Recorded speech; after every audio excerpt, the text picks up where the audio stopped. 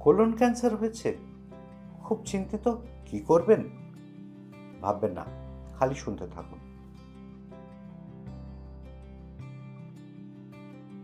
Colon ক্যান্সারের প্রাথমিক অবস্থায় মানুষের শুরুতেই পায়খানার অভ্যেসের সমস্যা হয়।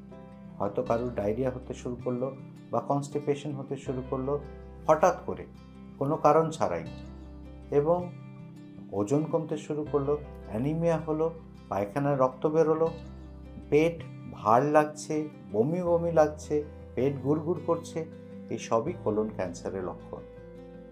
কিন্তু সেটার থেকেও বড় কথা, কত তাড়াতাড়ি ডাক্তার দেখাতে পারবেন। কারণ রোগ নির্ণয় করে যদি প্রাথমিক অবস্থায় চিকিৎসা করা হয়, তাহলে কোলন ক্যান্সার সম্পূর্ণ চিকিৎসাযোগ্য এবং সেরে যায়। তাও যদি না হয় এবং যদি আপনার দেরি করেও ধরা পড়ে, সেক্ষেত্রেও হতাশ হওয়ার কারণ নেই।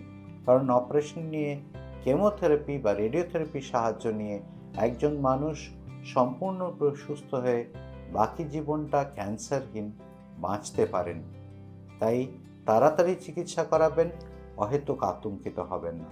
Hello friends, to know more about gastro health and keep yourself updated on newer developments, please like, share and subscribe my channel. Thank you.